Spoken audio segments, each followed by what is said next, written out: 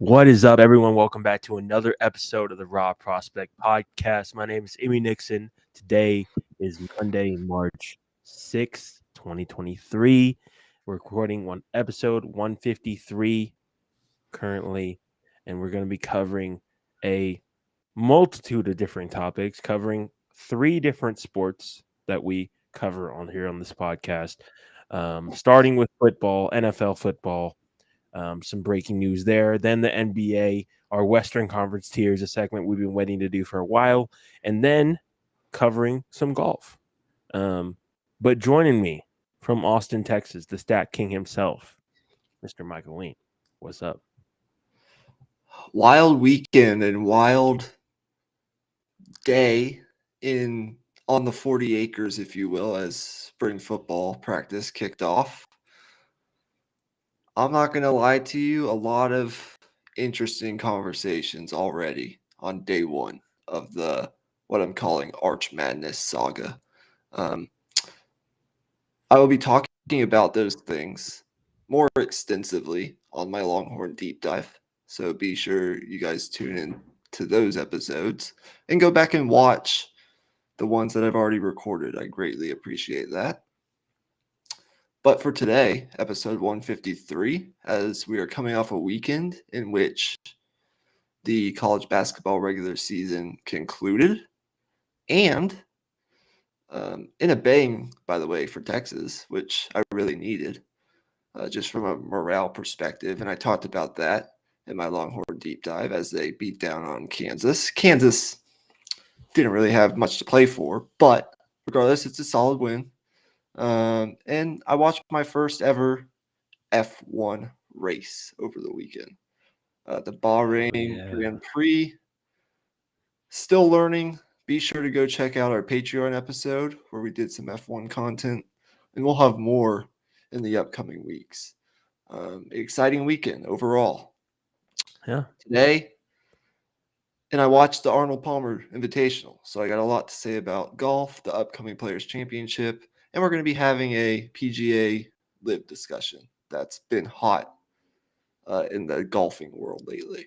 So, and coming off the, of course, Full Swing series as well, where it gets discussed at length. I'm about 6 episodes into that, so almost done. So let's go ahead and dive right in. We had Derek Carr be the first quarterback domino to fall of the day. There was actually another one that fell later on with Geno Smith getting a 3-year extension from the Seattle Seahawks. But for today, we're just going to be covering Derek Carr signing with the New Orleans Saints. We'll start with you. Your thoughts on the signing, and how do you feel? Does this change how you view the Saints moving forward going into the off season?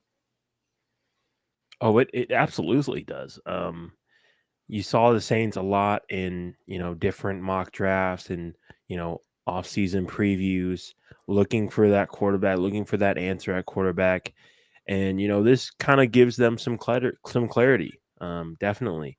Unfortunately, the Jameis Winston era didn't work out, and it looks like he will be moving on to a new team this upcoming season. And now they can start anew with Derek Carr. I think from what I saw in the Pat McAfee show earlier today, it was made clear to me that the Saints were the front runner all along.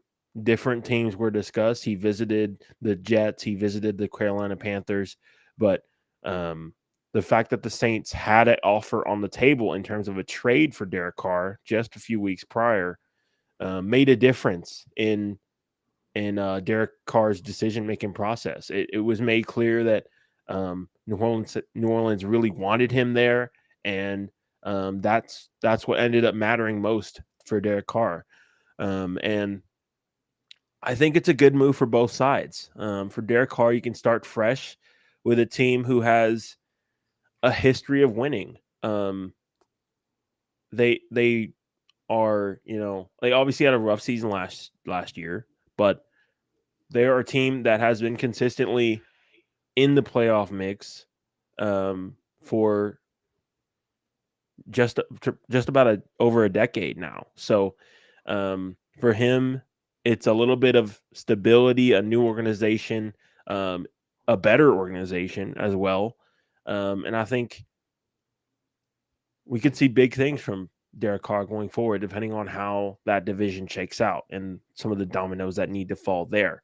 I think whether this moves the needle really depends on some of the other moves they make around this roster. I think the big thing is re-signing Marcus Davenport. He showed some good things this past season, and keeping him around, keeping that pass rush where it needs to be is something they really need to prioritize. And then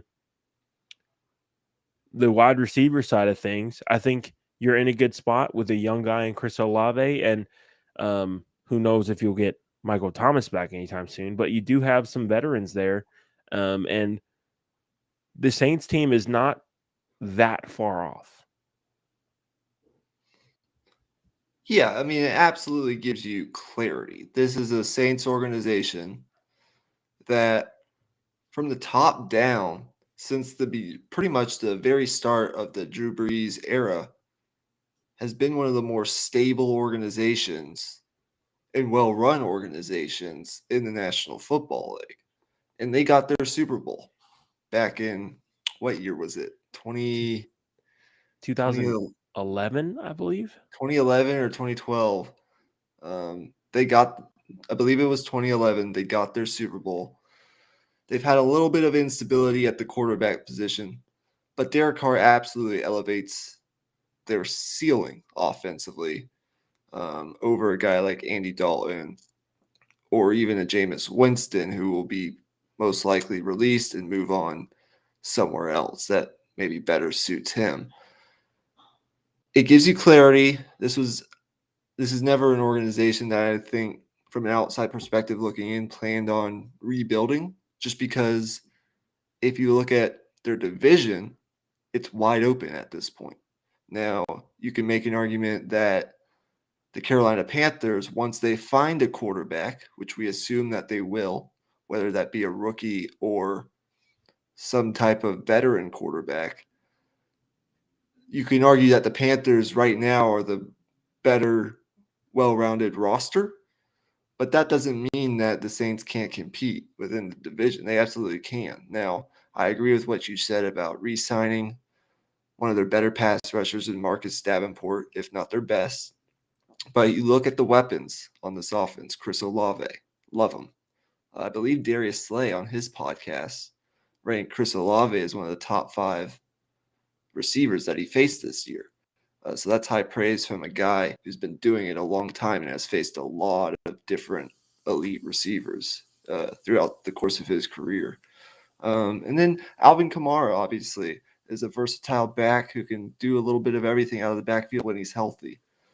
And you have some other veteran guy there too. So I like it because you go to, I believe, the right division that's going to allow you to compete to win the division and make the playoffs in the weaker conference of the two, just as far as quarterbacks are concerned. And you get a stable organization, and you reunite with a guy in Dennis Allen, who, although I have my reservations about defensive coaches these days, these guys have a rapport that stems back to their days with the Raiders. Dennis Allen had spent a lot of time with the Raiders with Derek Carr. And I believe the Saints want him there, and Derek Carr wants to be there.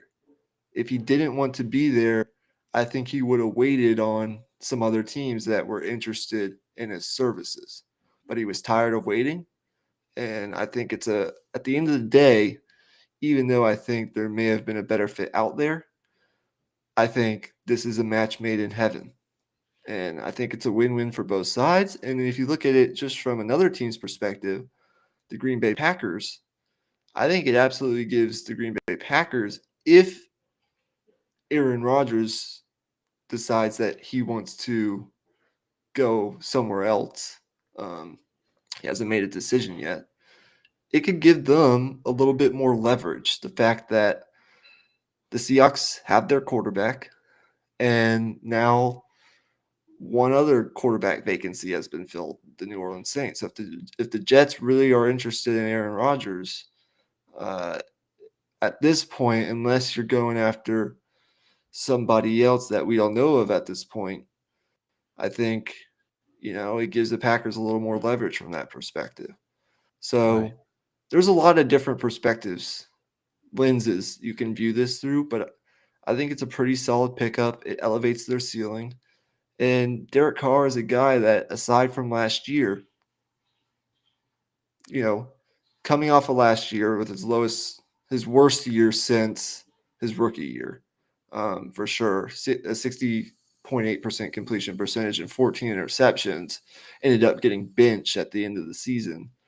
But 2 years ago, he had his arguably best season as a pro, overcame a lot of instability within the organization on the offensive line, a coach getting fired, and led a team that had a pretty bad defense to the playoffs, and almost won a playoff game against the eventual Super Bowl runner-ups that year. So I think he's still got a lot of good football in him, and as long as the Saints make the necessary right moves now that they're invested in contending for the playoffs, which they've made clear, I think this is a great move. Yeah, absolutely. And from a football standpoint alone, I think um, Derek Carr, the thing that has held him back has been his, um, I guess, his tendency to be too to the book, if that makes sense. Um, Third down, when the play breaks down, he's capable of playmaking, and we've seen it from time to time here and there, but it hasn't happened enough. Just his playmaking outside of the pocket, being able to extend a play and find guys downfield. He doesn't go to that part of his game enough. And I think that's the thing that if the Saints are to go where they want to, that's the thing they got to tap into. Absolutely. But that will move on. Yeah. There's nothing else to be said there. No. That's it. Now we'll move into our NBA segment. A segment I'm really excited for. Uh, Um, we've been waiting to do this one for a while. We wanted to see um, Kevin Durant with the Suns playing a few games to see to just get a feel for the dynamics of that team. But now that we have done that, um, it's time to get into Western Conference tiers. So for this segment, it's just going to be um, for both of us. We've made our tiers, and it may be structured slightly different here or there, but for the most part, it'll be um, from bottom to top, starting with the bottom. And I'll let you start off here. Well, for me, I have 4 different tiers. Um, Let me just lay this out real fast. I have championship ready made teams at the top. Then I have my Western Conference Finals threats. Then I have my solid playoff caliber teams that I think could possibly win a series, maybe challenge for another series win. And then I have my what I'm calling probably bound for the play-in tournament tier. And then after that, there are some teams that right now are just either tanking or just not in the conversation at all for any type of play-in bid, which we can talk about those teams another time, but with all due respect, I'm going to them out for today. For me, I guess if we're starting at the bottom, in my bound for play-in tournament tier, I have the Lakers, who, to be honest, I might have in my playoff caliber team tier because I think we've seen, I've watched 5 or 6 Laker games since the trade deadline, and we've seen that what they acquired at the trade deadline gives them more versatility and allows them to win in more ways than they could pre-trade deadline. Uh, we talked about their trade deadline acquisitions and what they would do for them, but now that D'Angelo Russell is missing and LeBron is missing for an extended period of time, even though they had a solid win over the Golden State Warriors yesterday, where Anthony Davis, who over the past couple games, give him credit, has played like the Anthony Davis they're going to need if they want any sort of chance of getting into the playoffs. But they are at the top of my play-in tournament caliber teams right now that I think could win the play-in tournament, like get out of the play-in tournament and actually get to the playoffs. But I have some questions about health there for sure. But I think at the end of the day, if they're healthy going in with the moves that they made, they have more. They have more shooting. They have more versatility defensively, and with an Anthony Davis that is healthy and playing like he has the past couple games with that assertiveness and just the ability to still be the best player on the floor at times and take over games, I think could absolutely be, a team that you don't want to see in the first round necessarily if they get out of the play-in tournament.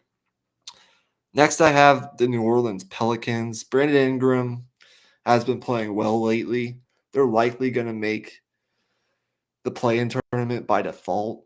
I just don't see a team like Portland really getting there quite yet. And then I think Brandon Ingram, as I mentioned, has been playing well. Jose Alvarado's been missing from an injury, but he's been a critical part of this team.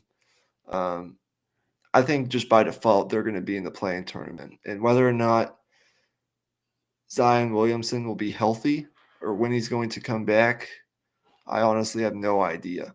But if he does, they're a team that offensively could make some noise. And then for me, I personally had two teams left in this tier, and I'm going back and forth between the two. I had the Oklahoma City Thunder, who I really like. I mean, Jalen Williams, the rookie from, I believe it's Arkansas. Yeah, I think so. He's been really good lately. I mean, in the absence of Shea Gilgeous-Alexander, he's been fantastic, averaging over 20 points per game over his last six. I believe shooting over like 50% from the field. They have Shea Gilgeous-Alexander in that lineup with Josh Giddey and some guys that can Lou Dort, guys that can really get it done on the defensive end as well. I like the Oklahoma City Thunder to be a playing team. They're only, I believe, a half or one game back of that 10 seed right now.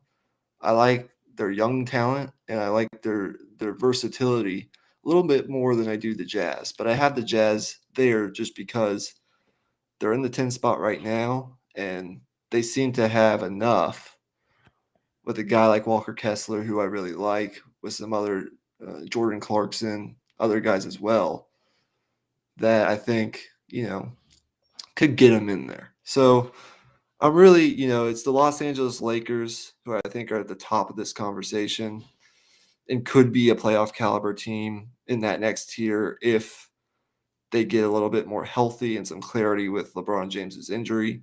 I have the Pelicans, who I think will just end up making it by default, and the Thunder or the Jazz. I like the Thunder a little bit more though. Okay. Yeah. For me, I'll skip over my bottom feeders tier. That would have been the Rockets and the Spurs, basically, the main two that are in the tanking category of things. For me, my other tier is the play-in hopefuls tier, and for me, that would be the Thunder, the Trailblazers, the Jazz, and the Pelicans. To me, this is the tier that I kind of encapsulate as um, they get to the play-in tournament, they'll be happy with that, and that would be kind of the end of the road for them. Whether or not they win the play-in tournament is kind of irrelevant, just because even if they do, they'll be bounced in the first round anyway. Um, And then my next tier, I'll just get right into that. Since you had already touched on most of these teams anyway, is my feisty first round opponent tier. And uh, this might be a bit of a, um, I guess, controversial pick, but I do have the Lakers in this tier. Just with the roster moves they have made, I think they've elevated themselves into this tier based on how they've played recently. Now there are question marks, absolutely. LeBron James's health being the big one, but based on how they've played recently and also the quality of teams that they've beaten in this stretch with this newly constructed roster, I think there's reason to believe that um, with how they've been playing, they'll be a feisty first round opponent, which is why they'll be in this tier. Next in that tier, I have the Dallas Mavericks. As you know, I am a Mavericks fan. I was very hopeful that the Kyrie Irving trade would, elevate us into kind of the mid blocks of the Western Conference, kind of in that, 4, 5, 6 range. But at the moment, um, we're 2-5 with Kyrie and Luca playing together. And over this stretch, since Kyrie has become a Dallas Maverick, we've had the worst defense in the NBA, and the third best offense. So the concerns of the defensive end have kind of reared their ugly head. And I think for this season, there'll be a little bit too much to overcome. However, with Kyrie Irving and Luka on the roster, they will be a tough out for anyone they play. I just don't see them winning a series, winning 4 games against a quality Western Conference opponent at this point in time. Um, my next team is the Minnesota Timberwolves, who have really wrote the ship recently. About a month ago, things were looking pretty bleak. You had Karl Anthony Towns out of the lineup, which he still is as well. Rudy Gobert missed time. Um, things like things were really uncertain with D'Angelo Russell as well. Um, and now there's a little bit more clarity there in how they want to structure their lineups. I think Mike Conley gives them some stability. Not that D'Angelo Russell didn't, but I think with Mike Conley there, there's a little bit more of a hierarchy that has formed, that's become much more clear. Now it's Anthony Edwards as the main scorer, as the main guy. And in clutch situations in the fourth quarter, they know that he's the one you go to, and that clarity I think has really helped them win some of these close games that they were losing early in the year. Um, and in terms of how they'll fare in a first round matchup, it would really depend on the matchup. It would really depend on who they would end up playing. So I won't get into all of that, but I do think with the talent of Anthony Edwards and possibly Karl Anthony Towns returning at some point, that they will be a tough out in the first round. So in this tier, I absolutely can see where you're coming from with the Lakers. We just view it a little bit differently in Mhm. terms of where they're at with their injuries. But as I said something similar to what you basically just outlined. Even though I think they'll be in the playing tournament, because I'm sort of projecting with what I know now and what injury information I have received. I believe that I believe that the Lakers could make it out of the playing tournament and still be a team that you don't want to face in in the first round. So I can absolutely see where you're coming from. We actually have the same teams in this tier. Um, I have the Mavericks. Um, Luca and Kyrie. It's definitely fun to watch. Kyrie's box office when he's on the court and playing, he seems pretty bought in and locked in. I love watching Luka. I mean, that will never change. It's just, what are you going to get defensively, if at all? And, I'm hopeful for the Mavs. Where do they sit right now? Are they in seventh? They're currently 7th, yes. They're Okay. one game back in the wins column to the Timberwolves, but it's because they played one less game. Okay. So there's still hope that you could absolutely get. And I believe, in any playing game, if you end up in the play-in, you have the best player on the floor in any of those matchups, and you'll be in the playoffs. I think this is a team that, even though it's a little bit of a different roster construction now, they've proven like at least some metal in the postseason, which is we'll get to talking about Sacramento, but I worry about young teams like that enter the playoffs raw and haven't just gone through it yet. But I absolutely think the Mavericks are a team that, nobody wants to have to deal with Luka for 4 games, given that what we've seen in the postseason from Luka, his ability to just absolutely take over whenever he wants to. And I think when the game slows down in the playoffs, the Mavericks could absolutely have a chance. I think, we'll see where it goes. But I do like the Mavs as a playoff caliber, feisty first round team. And I like the Timberwolves. The thing that really stands out to me with the Timberwolves is they actually elevated themselves back to top 10 in defensive efficiency. And if they sustain this level of defense, which they've been playing lately, it would be the first time since 2004 that they've actually finished the season top 10 in defensive efficiency. That, according to NBA.com. And then, as you said, they got some clarity on how to handle crunch time situations, but they will need eventually Carl Anthony Towns to come back. And, we'll see how that works out. But we do have questions. I still have questions about whether or not he can stay on the floor because he tends to make some questionable decisions, get in foul trouble quite often. But we'll see. I love Rudy Gobert as a rim protector. Um, and Anthony Edwards is that microwave scorer who on any night could elevate to being potentially the best player on the court in a particular game. And I think Mike Conley adds a veteran presence that they needed. And I like who's their coach right now? Is it still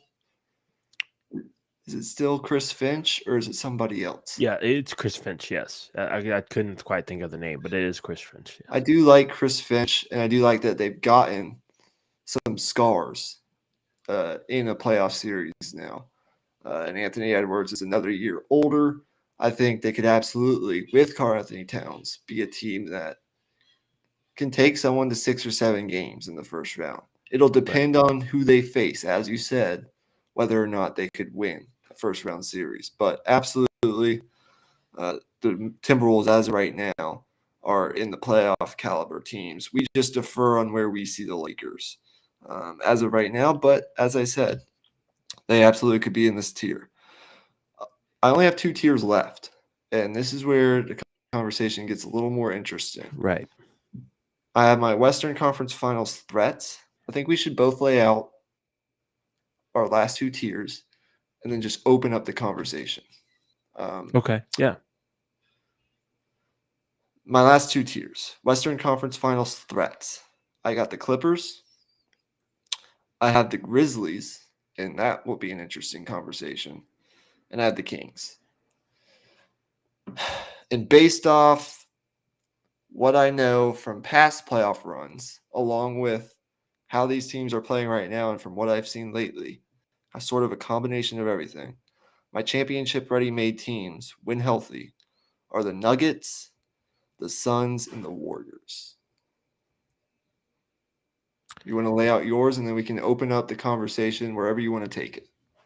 Yeah, I have it pretty similar to you, but I do think it's the second to most, like second to highest tier is a little bit more murky in its parameters, in my opinion. For me, I have the Clippers there. I have the Grizzlies and the Kings there as well, and that's I kind of title that tier um, uh, series winner, possible second round challenger, kind of in the same um, sense as you, kind of a Western Conference Finals threat. And then the true contenders, I had the same as you: Denver, Phoenix, and Golden State. And it's really tough right now because um, the Clippers, since they've added Russell Westbrook, have fallen down the order a little bit. They were all the way up in fourth just a few days ago, it felt like. And now they're all the way down in eighth. And there's a lot of question marks there now. And with, all of with the up and down nature of that team, and with some of the struggles Paul George has been having as well, he's been up and down. You just don't know what you're going to get. The consensus is that in a back against the wall situation, that you'll get the best from what this Clippers team has to offer, which is a elite Kawhi Leonard and a strong second star in Paul George, and a really good supporting cast as well of shooting. But the concern is they haven't been good defensively this year. And the defensive end of the floor is the side where it's harder to just flip a switch, because defense has a lot to do with, it's energy and commitment, but it's also chemistry and knowing where you need to be at the right time. And that's the part that I question with the Clippers. The positive news for the Clippers is since about mid-January, Kawhi has been playing relatively consistently, like availability on the court, and he's elevated himself back for the most part to the Kawhi Leonard that we all want to see, the superstar version of Kawhi Leonard. Right. That has been playing at a very high level. Then you have a strong second star who, for the most part, same with Kawhi Leonard, missed a couple games here and there, but Paul George has been relatively available for the most part. Now, I still believe that they should bring Westbrook off the bench because I enjoy watching those lineups with Terrence Mann at the point. Yep. And, with Kawhi, PG, Morris, and Zubats. I think that's probably your best starting five. But guess what? Here's the thing for the Clippers. 8 of your next 10 games are at home. Now, I know that might not matter in a sense, that the Clippers don't necessarily have like a huge home court advantage, but you're not necessarily having to trap. Actually, 9 of your next 10 are at home. And you'll have at least 2 days off before each of the next 4 games. So you have an opportunity to get the rest advantage, rest your guys a little bit, and figure it out. And having some home games, get a little bit more momentum going down the stretch. But you're right. They've taken a big step backwards in terms of defense. They ranked 6th in defensive efficiency in mid-January. And over this 22-game stretch in which they're actually 500 basketball team, 11-11, they ranked 26 in defensive efficiency, allowing their opponents to score almost 121 points per 100 possessions. That's according to NBA.com. Now, 2 of those 5 games were against the league's best offense right now in the Sacramento Kings that, let's be honest, nobody can seem to stop at this point in the regular season for the most part. But, I still believe that given in a 4-game series with your 2 stars and with a superstar Kawhi Leonard, who's a known killer in the playoffs, with the versatility that they have defensively, the energy provided by a Russell Westbrook, and the roles that they have defined within the this system with a coach like Tyronn Lue, who has pedigree, championship level pedigree, I still believe they absolutely could find themselves in a Western Conference Finals. And I think the good thing for them is, knock on wood, they seem to be getting more, like they might not be winning at a very high level right now, but they're at least playing together. Like they're at least figuring some things out. They have guys available. And I think that's a good sign for the Clippers that they haven't necessarily had in the past couple of years. The Grizzlies is an interesting conversation right now. Definitely. You just lost, excuse me. Who was it? Sorry, I'm blanking on his name. To the Ja Morant. Achilles. Oh, No, no. Ja Morant's away from the team because of a Right. different issue. But you lost Brandon Brandon Clark. Sorry. Yeah. Brandon Clark to a torn Achilles. Sorry about that, guys. Yeah, you're good. And Dylan Brooks seems to be missing a game here and then for his technical fouls. So, look, I don't know what to say about this whole Ja Morant situation. Hopefully, he's away from the team for a little bit, figuring some things out for himself, which I think is the most important thing. I don't necessarily know what's going on with that whole situation, but and I'm not going to really speak to that. But they absolutely need Ja Morant if they want to have any hopes of getting where they want to go. And I still believe, they've been missing Steven Adams for a longer period of time now, set the past 17 or 18 games. I still believe a fully healthy Grizzlies team could absolutely challenge for the, a second round series, maybe even Western Conference Finals, depending on who they face. But they're going to need Ja Morant and a Desmond Bain, an elevated Desmond Bain in the playoffs, I believe, if they want to match up with a lot of these teams that have more star-studded potential in a playoff series. That's my stance on the Grizzlies right now, but it all hinges on they're sort of teetering. I mean, if this Ja Morant situation goes south, who knows what the ramifications of that could potentially be. Yeah, absolutely. And this Grizzlies team is not locked into the second seed. I think that's something that's been going under the radar a little bit. The fact that they're only one game ahead of the Kings in the loss column at the moment, and they've lost 2 in a row. And in terms of momentum, things are going the wrong direction, I'd say. It's not dire. It's not a ton of momentum that they're losing, but just the morale of the team standpoint, I think that's the thing you might be a little bit concerned about, or at least you should be if you're a Grizzlies fan. From a basketball standpoint, which is what we discuss on this podcast, the Grizzlies are really good defensively. That's their calling card. That's the main thing that they bring to the table each and every night. But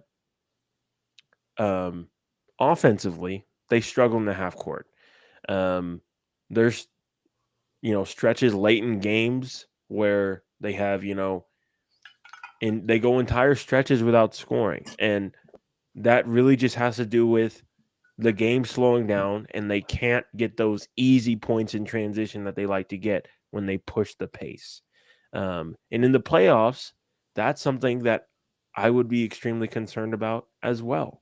The fact that you're not going to get those, quick twos off of a make, just with John Morant just running down the floor. You may get a few just because John Morant is freaky and that's what he does. But in the playoffs, teams are going to key in on those things. So with, with what we know, what we saw from them last year in the playoffs, with how they struggled at certain points against the Timberwolves, um, there's a lot of question marks. Absolutely. Um, I think the positive is, I think similar to what you said with the Timberwolves, they have those battle scars, and they were in the fight against a championship uh, level team in the Golden State Warriors and took them to 6 games as well. I think people kind of forget how close that series really was. They were, in the game in the fourth quarter in game 6 on the road until, the Steph Curry explosion. But they were in the fight in that series. Yeah, and that is that's a good thing if you're a Grizzlies fan. Absolutely. I mean, the Golden State Warriors right now are a team, and we can talk a little bit about Sacramento because I think they deserve to be talked about as a Right. potential number 2 seed in the Western Conference, the success story of this season. A lot of people had beliefs that they would be a good team, potentially a playing caliber team, maybe even a fringe playoff team this year, but they way exceeded those expectations. Sabonis was, I believe, an all-star, right? Yep. Along And with De'Aaron. De'Aaron Fox. Yep. So they had 2 all-stars, which is sort of generalizing here, but almost like a prerequisite for this sort of tier, in that you have the guys you need to elevate you come postseason time. I just worry about, they have an historically good offense, obviously. I mean, that's no question about that. They're beating good teams, and they're winning at a fairly highly consistent rate. They're 37-26 right now, only like a half game back at Memphis. They're beating other really good teams in the Western Conference fine, or within the regular season within the Western Conference. But defensively, are they good enough? Major questions. And I just worry generally about teams that haven't gone through, they haven't acquired their battle scars yet, so to speak. Right. And they're very young. I'm not taking anything away from what Sacramento has done. And I think you can see that based on the fact that they have them up here with some of these other teams that I think could potentially make a run in the postseason, absolutely win a series. But I don't know. And honestly, I need to watch more Sacramento before the playoffs start. I find it sort of hard to catch some of their games. But Yeah. They're so what late is at your night for perspective? us. Yeah. I love the Kings, man. They're so fun to watch. Like, as you said, you want to watch more Kings games? Definitely watch more Kings games. They get up and down the floor. And I think this is a little bit unrelated, but Mike Brown should be getting more buzz for Coach of the Year. Just simply off the fact that this pace and space, motion offense, a lot of back cuts, a lot of, dribble handoffs with Sabonis. He's the creator of that offense. He came to Sacramento, a team that lacked direction, oh crap, what just happened? Are you good? Are we good? Okay, yeah, sorry. Yeah, we're good. Lacked direction, lacked confidence, and he's been the orchestrator of the best offense in NBA history to this point. So Mike Brown absolutely should be in the Coach of the Year discussion. And I think that's the thing that gives them a bit of an edge over some of these other teams, is the fact that with a coach like Mike Brown, been who has experience as being an NBA head coach for decades, experience coaching guys like Kobe and LeBron and all those guys. I think they could potentially get in the playoffs and catch some teams lacking a little bit. I think teams might underestimate what this Kings team can do. And also, an interesting stat is they actually have a top half defense in the fourth quarter, which is Interesting. a really bizarre stat. And I don't know how much merit I would put into that, but it's interesting nonetheless. Yeah, absolutely. I'd be remiss if I didn't mention the job that Mike Brown has done. We obviously remember Mike Brown from his connections to the Golden State Warriors, and he's done a fantastic job orchestrating the number one offense in league history. Interesting that you bring up they've been a really good defense in the fourth quarter. I think they have the ability to be a solid defensive team. It's just whether or not a young team will buy in on that end of the floor. They all absolutely have the firepower to score with the best of them. And the thing that's impressed me from a Kings perspective is not only the fact that, over the recent 5-game win streak, De'Aaron Fox averaged 35 points on 61% shooting. But over that stretch, they had balance offensively. They had 7 guys who averaged in double figures over the course of that winning streak. And that just shows that it's not just Sabonis and De'Aaron Fox. They have other guys who can supplement those guys on a nightly basis.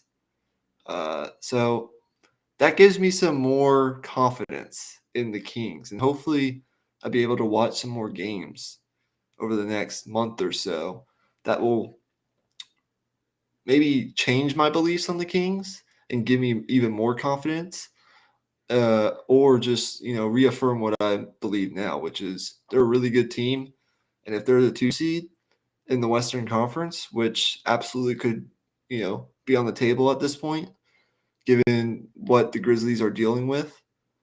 If you win your first round series, well, guess what? You get home court in your second round series as well. So that could be something else to watch out for. But with that, I think we can move on. I think that's all I really have to say for now. Right. Now we Real get quick, into.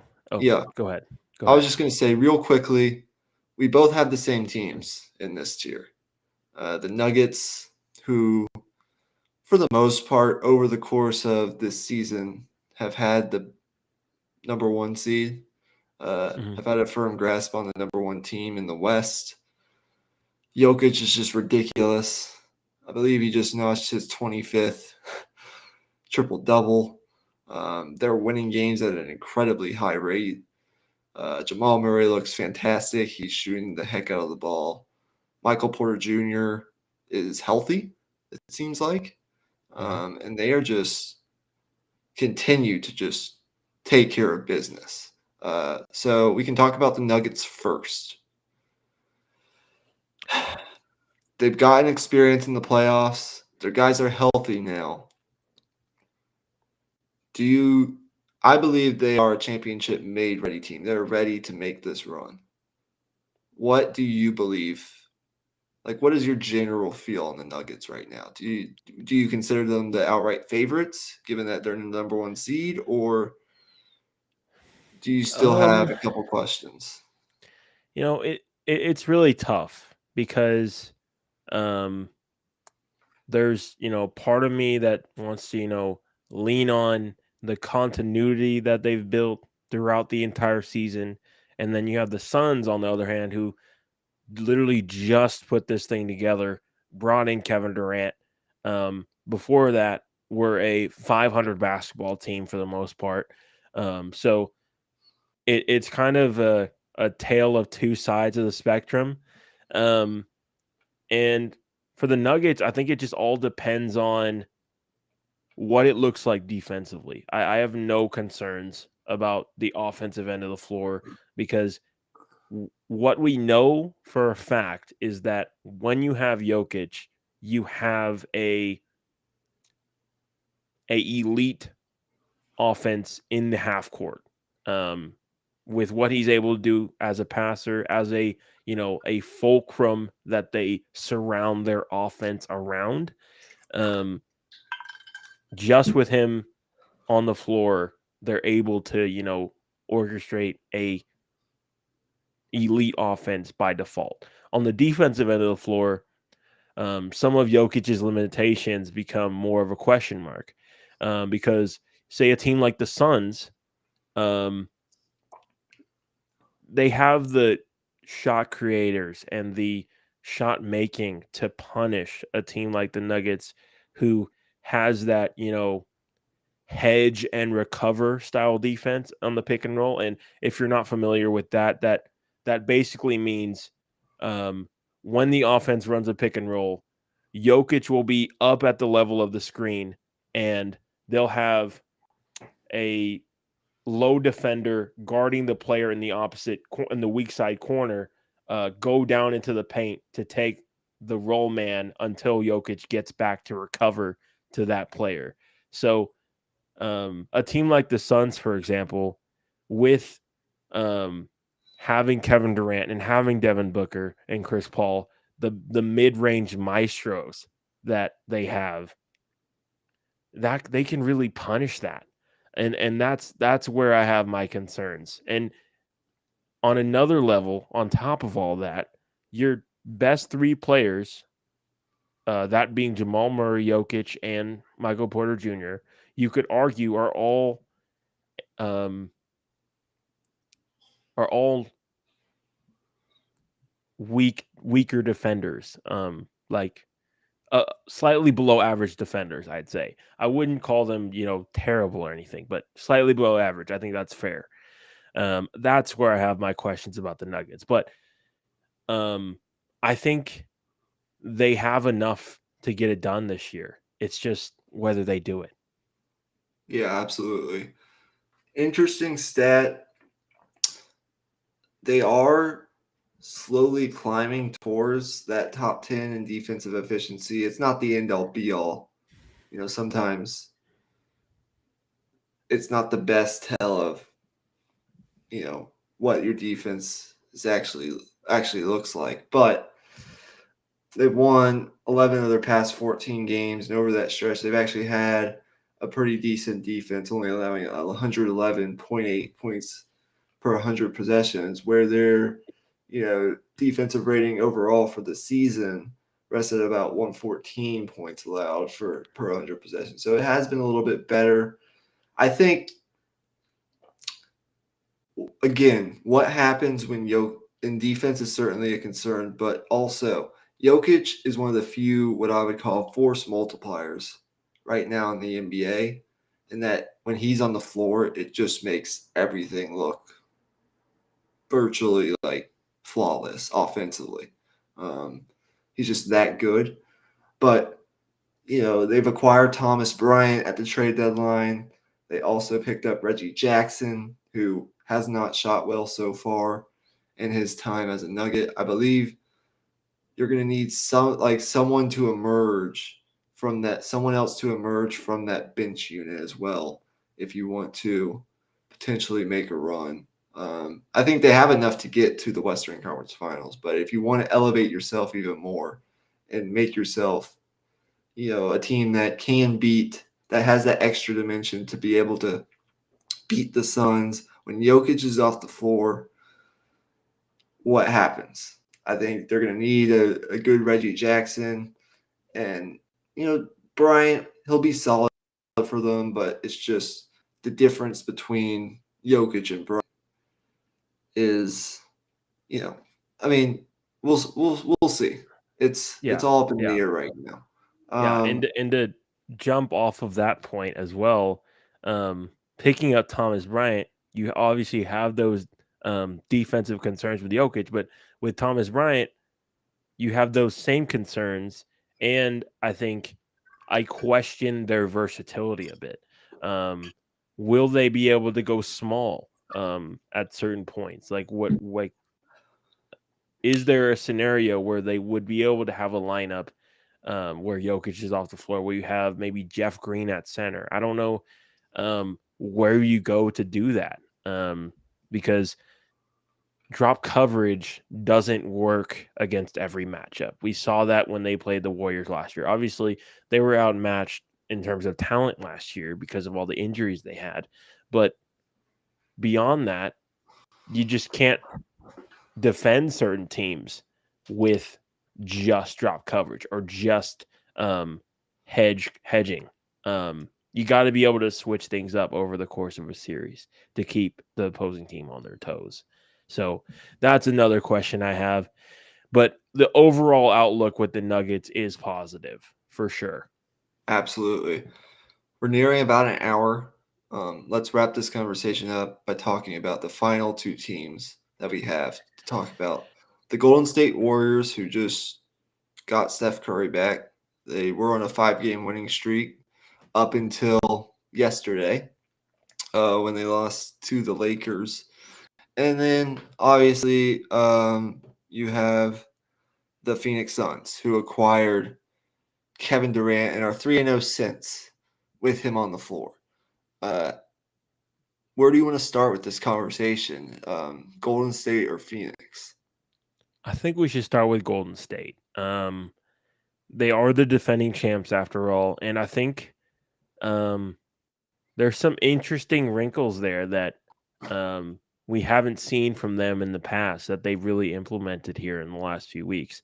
And um, the main thing I wanted to mention is Klay Thompson's high level shot creation as the initiator has really kept this team afloat. Obviously, along with some performances from Jordan Poole and some other guys, but Klay Thompson has been the one to keep this ship afloat while Steph Curry's been out and Draymond Green has missed time. So I think it's been going under the radar a lot. Obviously, a lot of fans aren't able to watch the Warriors play for the same reasons as the Sacramento Kings. They play in the West Coast. Their games, go really late at night, whatever the case may be. But Klay Thompson has really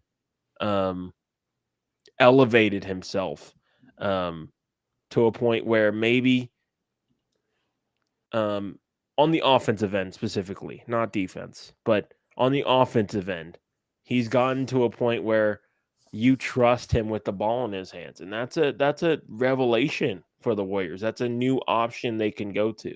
I think that really matters um, when you look at this team playoff wise, and I think that could be the difference in winning and losing a playoff series. Having Clay be that extra shot creator. But I'm interested to hear your two cents on it. Well, first of all, having Steph back is amazing. Yeah, Um, absolutely. and Klay Thompson has been absolutely a joy to watch. Watching Warriors games, he's been the catalyst for keeping this ship afloat. And now that they have Steph Curry back, and with some of the absolutely stunning performances they've gotten from Jordan Poole, Yeah. who I believe this experience is like a blessing in disguise for the Warriors, giving Jordan Poole this sort of experience, playing alongside different lineups, trying to figure it out. He's been fantastic. Uh, I like a lot of their young pieces. Kuminga is just an absolutely fascinating piece to me. They still have that veteran championship pedigree with the core guys and Iguodala and Draymond Green, of course, who's still doing things that help you win on a nightly basis. Go listen to his podcast. It's absolutely fantastic. It's one of my favorites. Um, I think this Warriors team is you are you going to beat them 4 times? Like until you prove that you can beat this team 4 times, I'll have to see to believe it. Right. They still like you can't doubt them until they're officially have been beaten, in my opinion. So I believe with Steph coming back, give him a couple games. My concern is they do play 7 out of their next 9 games, excuse me, on the road. They haven't been a good road team this year. Right. 7-24 on the road, but hopefully having Steph back helps that a little bit. And their only home games in that stretch come against arguably the two best teams in the league right now, Milwaukee and Phoenix. So we'll see where it goes with Golden State, but here's where I'll leave it until you beat them four times in a series with Klay Thompson, a healthy Steph Curry, Draymond Green, Jordan Poole with the level he's been playing at, Kuminga, who gives them a lot of different things. They can throw a lot of different looks. The championship pedigree. It's gonna. I mean, we'll have to see it to believe it. And then Yeah. as far as Phoenix goes, it's sort of what I thought it would look like. Yeah. Kevin Durant just absolutely killer in the 3 games that he's played. The game against the Mavericks, of course, stands out. He's shooting an unbelievable percentage.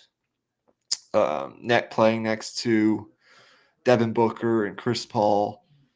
But as we voiced previously with the Suns, it's sort of we still believe they have enough depth to because we think that their starting 5 is good enough to make up like their star power with Booker and Durant and what they have offensively and just absolute killers from the mid range. A guy in Durant who can be the best player on the court in basically any playoff series. A veteran presence in Chris Paul, who is not what he was even last year or the year before that in their finals run, but is still like a solid point guard that's going to get it done when it matters the most as long as he's healthy and so forth. I think I mean there's no reason not to believe in the Suns. I believe in Monty Williams. I believe in their starting rotation, although I still do have my questions about DeAndre Ayton. I think they have enough depth. It's just, you know, we'll see what the matchups present. But I do think it's a small sample size. But I think where I'll leave it is it's looked exactly what I thought. It's looked exactly like what I thought it would look like coming in after the trade deadline with a healthy Kevin Durant. Yeah. It's been entertaining to say the least. Um, the what I'll lead off with is last year the Suns in the playoffs. Um, Obviously they had their Game 7 meltdown, but I think to go a little bit deeper than that, the fatal flaw for the Suns, and we talked about this last year as well, is they lacked high level offensive creation outside of Devin Booker, and at times Chris Paul, who didn't play well that series. But adding Kevin Durant not only answers those questions, it it makes that a strength on top of all that.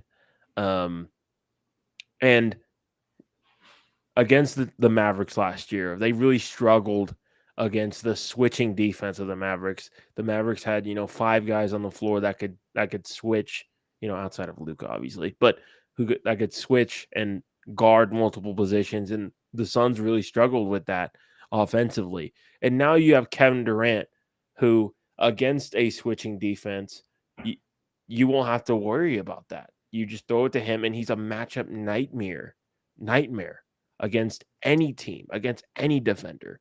And that's the scariest part. That's the difference. Um, and this Suns team they are legit. They are absolutely legit. I think it will come down to how they want to structure their minutes. Obviously, I think Monty Williams is gonna have to find pockets in the game where you can get DeAndre Ayton involved a little bit. I think here and there you just have a lineup. You throw out Chris Paul and DeAndre Ayton with shooters around them and have them run pick and roll just for a few minutes out of every game, just to keep DeAndre Ayton involved and keep him engaged. And then you go from there. I think this ship is pretty much going to run itself.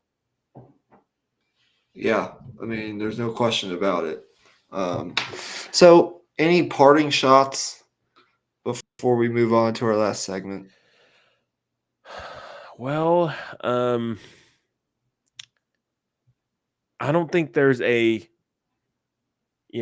clear outright favorite in the West at the moment, but here in a few weeks' time, you could be looking at the Suns like who can beat them.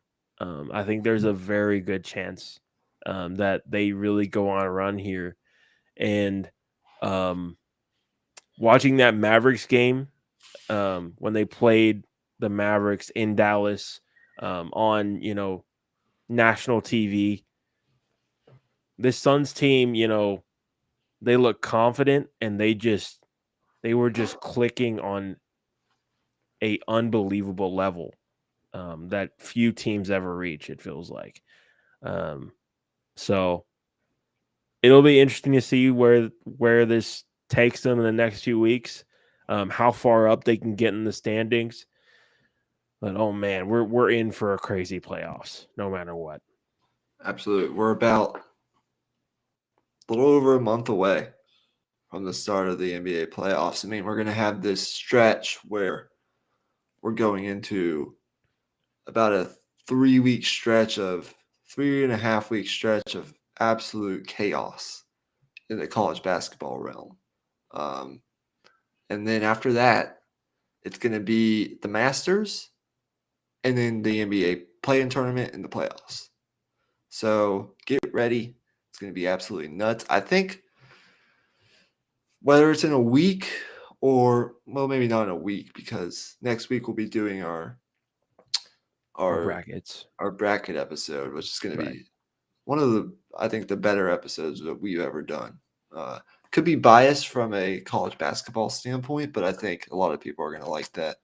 And then maybe in a 2 weeks time, once we're enthralled within the realm of the NCAA tournament, we can readdress the Eastern Conference, because the Knicks have actually emerged as a team that I've changed my opinion on, at least of late.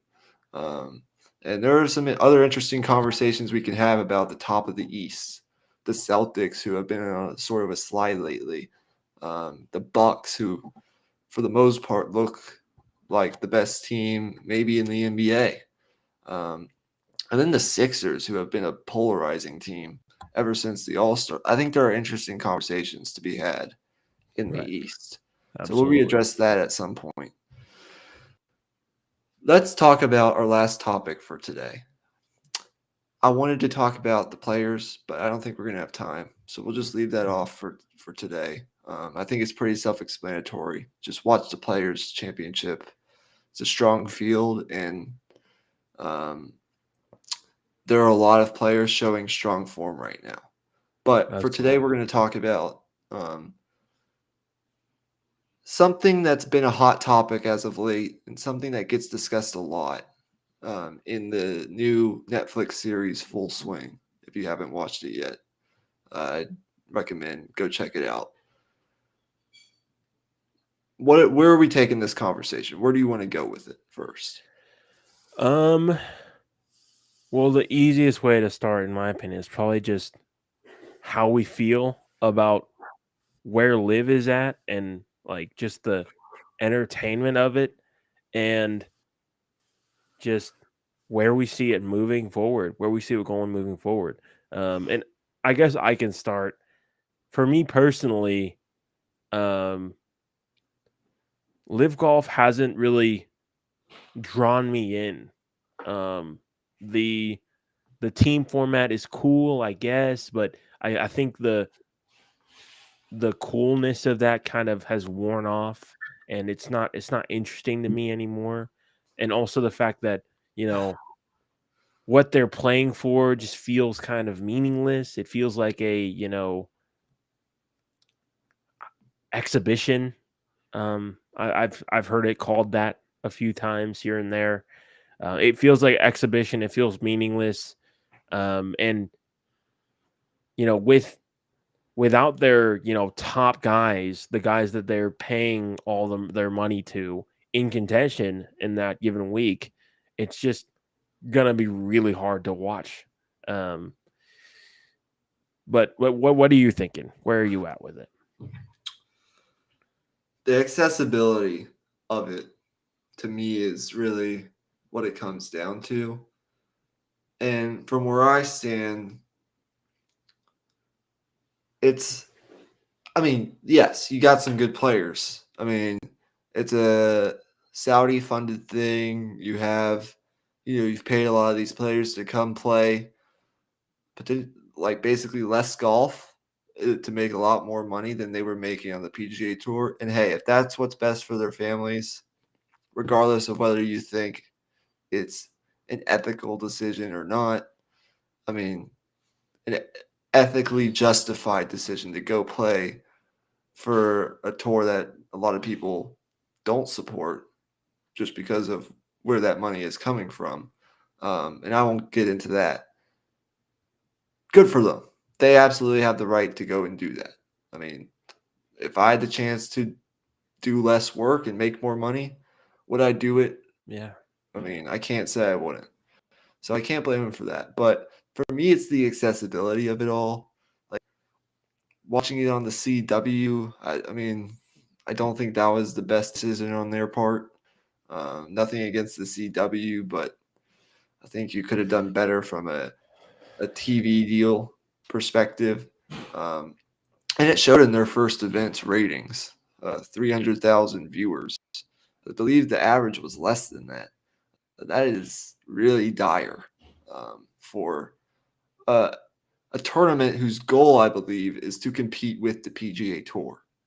Um, I just don't love the whole like accessibility of it all. I liked it more when it was on YouTube, to be yeah, honest with you. Um, so that's my biggest problem. I mean, do I have a problem with everything beyond that? I mean, there are some questions. I agree with you. I don't necessarily love the team format. I think the excitement of that has worn off a bit. But you're right. It just hasn't really drawn me in yet.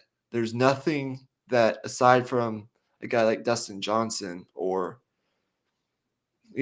I can see these guys playing the majors. If I want to see them play golf, I'll just wait for the majors. I'm not right. going to waste my time going to watch, these guys on the CW or wherever these live events are being broadcast, especially when you consider the fact that the PGA Tour is arguably gotten stronger Yeah, since this live tour has been created. Um, I think the PGA Tour is at a point right now where it's like really in a good spot and trending upwards in terms of the popularity of it because all of these young players and they've kept the essential like young core intact from the Morikawas to the John essential guys like Rahm. Justin Thomas and John Rahm and Rory McIlroy, who's been the most outspoken against the Live Golf Tour, and we can talk about that maybe. To the needle mover in Tiger Woods, although he's not really contending to win tournaments anymore, but he absolutely could. I mean, you never doubt him. To all the young rising stars like Scotty Scheffler, possibly even the guy that we saw win this weekend, Kurt Kitay, has a very nice game. I mean, the list goes on and on and on and on. The return of and the resurgence of a Ricky Fowler, who basically everybody likes universally within the world of golf. Um, I think it's at its strongest, arguably at its strongest point right now, and it's only going to get stronger And that's bad news for the Live Golf Tour, in my opinion. Yeah, and interesting wrinkle, and you mentioned, the PGA Tour has gotten stronger because of Live. They absolutely has, because it it really put pressure on them in full swing. I don't know if you've gotten to the episode where they talked about the players only meeting they had and some of the things they discussed about, having elevated tournaments where the top guys are required to play. One of those being the Waste Management, where we got a insane finish with a lot of top players. Um, I think having a clear vision and being more intentional with how they want these tournaments to be has really helped out the tour. And just having stars in the field helps so much. You know, Obviously you love a underdog story every once in a while, but when you're struggling to, know the names of anyone on the leaderboard, it's hard to watch sometimes. And the PGA Tour knows that, and they know that, their main fan market comes from having the stars playing. I'll tell you this, I've never gotten more excited, but also just pure entertainment value out of a lot of the non-major tournaments that have been happening Yeah. recently. I mean, from the Waste Management to the Genesis to just this past weekend where we almost had like a three-way playoff at the Arnold Palmer at Bay Hill. I mean, the list goes on and on. I think it's been fantastic. And you mentioned it; they've increased, I think, some of the collective purses for the winners of these tournaments. I think Kitayama won like 3.6 million for winning Uh, the Arnold Palmer Invitational, which is one of the bigger non-major tournaments on the PGA Tour, and it has been. But am I cutting out? no, you're good. You're good. Okay, I just froze on my screen, but I guess if you can still hear me, that is a good thing. Um, I think from that perspective, the PGA Tour has been absolutely fantastic, and the upcoming events from the Players Championship to the Dell Match Play to the Masters as we go into major season, with all these players essentially playing almost every week now, almost all of them being in good form, with some good stories as well, and some rising young stars. I think it's in a really good spot, and I think it's going towards talking more about golf this year. Uh, I just think Yeah. I can't speak enough to where I think PGA Tour is going. But Yeah. go ahead. Yeah. I think um, the main takeaway here for this discussion is the PGA Tour is winning. And the one thing I find kind of interesting is when all these players were going to the Live Golf Tour, um, the main thing that you heard over and over and over is that we think the Live Golf Tour will help the sport. And a lot of people laughed at that at the time, and even I was like, okay, how? But I mean, if you look at it, it really raised the stakes for the PGA Tour and um, made them look at themselves in the mirror a little bit. They've kind of had the same structure out on tour for so long, and they've had no competition. And now that they've finally have some pressure put on them, it's resulting in such a good product. I think the one thing that just kind of sucks is not being able to see those players out on tour anymore. Um, the Cam Smiths of the world, who I think had a lot of his story yet to be written. The fact that he won the Open Championship and then went to Live Golf, like right after having some of the like best golf played that I've ever seen, some of the best putting for sure that I've Yeah, ever seen.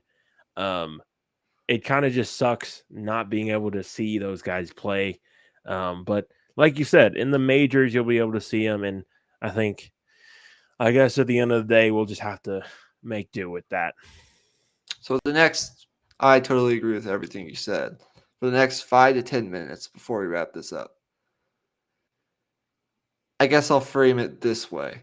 Is there anything that in your opinion, that the Live Tour should do or could do to make you more interested, to get you to watch their events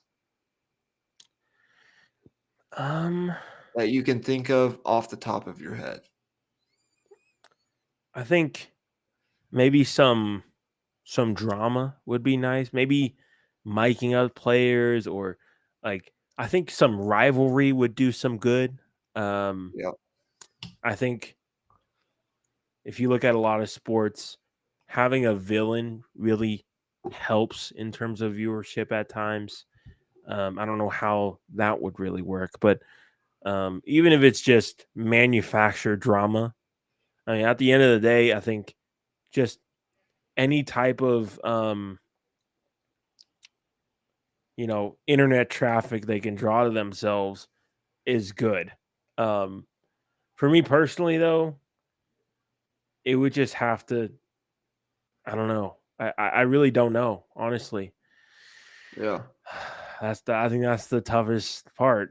Um, I think going back to YouTube would be the first step, because I caught bits and pieces of it when it was on YouTube. I was able to pause it and go back, and I think that was probably the best part about it, the fact that I could do that.